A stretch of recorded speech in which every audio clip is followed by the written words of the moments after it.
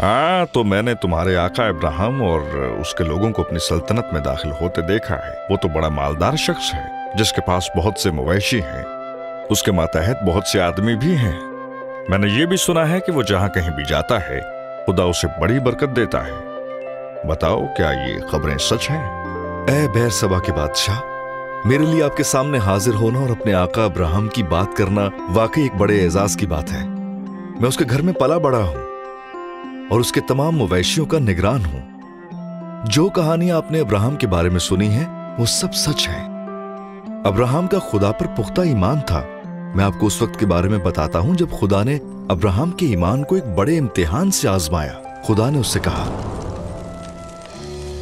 अपने बेटे को ले जिससे तू प्यार करता है और मोरिया के इलाके में जा और उसे वहां एक पहाड़ पर जो मैं तुम्हें दिखाऊंगा कुर्बानी के तौर पर पेश कर। अब्राहम सुबह सवेरे अपने बेटे को साथ लेकर उस जगह के लिए जहां खुदा ने उसे भेजा था रवाना हुआ। तीसरे दिन अब्राहम ने दूर से वो जगह देखी।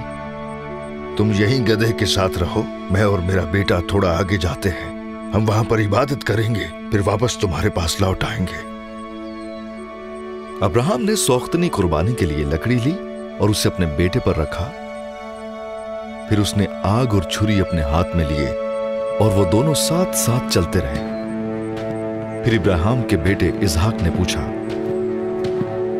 अब्बा जान, हमारे पास लकड़ी और आग तो है, लेकिन सौख्तनी कुर्बानी के लिए बर्रा कहाँ है? मेरे बेटे, खुदा सौख्तनी कुर्बानी के लिए बर्रा खुद मुहैया करेगा। वो एक साथ आगे बढ़ते रहे। जब वो उस पहाड़ पर पहुंचे जिसके बारे में खुदा ने कहा था, तो अब्राहम ने एक कुर्बान गाह बनाई और उस पर लकड़ियां चुन दी। फिर अपने बेटे को बांध दिया और उसे कुर्बान गाह पर रखा। फिर अब्राहम ने अपना हाथ बढ़ाया, छुरी को पकड़ा और अपने प्यारे बेटे को कुर्बान करने के लिए तैयार हो गया। लेकिन खुदावंद के फरिश्ते ने उसे पुकारा, अब्राहम, अब्राहम, लड़के को बिल्कुल नुकसान न पहुंचाना। ये वाज़ेह हो गया है कि तू खुदा से डरता है, क्योंकि तुमने अपने इकलौते बेटे को भी मेरे लिए कुर्बान करने से दरेग नहीं किया। अब्राहम ने निगाह की और अपने पीछे एक मेंढा सींगों से झाड़ियों में अटका हुआ देखा। चुनाचे वो उसकी तरफ गया और मेंढे को पकड़ा।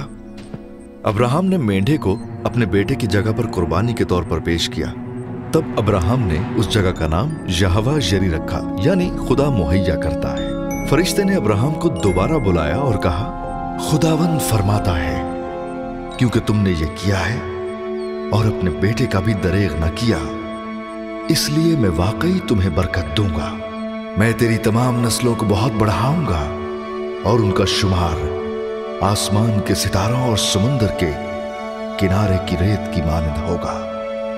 क्योंकि तूने मेरी बात मानी है, तेरे वसीले से जमीन की तमाम कौमें बरकत पाएंगी। फिर अब्राहम अपने नौकरों के पास वापस आया और वो एक साथ बेरसबा को रवाना हुए, जिस जगह पर अब हम रहने के लिए आए हैं। इस बात पर यकीन करना मुश्किल है कि अब्राहम खुदा के लिए अपने इकलौते बेटे को कुर्बान करने के लिए तैयार हो गया होगा। क्या ये सच्ची कहानी है? और क्या तुम्हारा आका अब्राहम मेरी सल्तनत में अमन के साथ दाखिल होगा?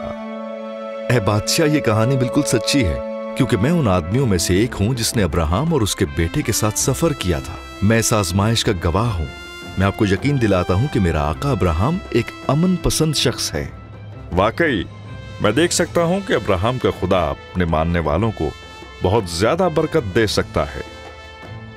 अब्राहम से कहो कि हम उसे यहां रहने के लिए खुश आमदीद कहते हैं, और मैं अब्राहम को दावत दूंगा कि वो मेरे साथ आकर बात करे। मैं ऐसे खुदा के बारे में मजीद जानना चाहता हूं जो अपने पैरोकारों को इस तरह के शानदार तरीकों से आजमाता और बरकत देता है।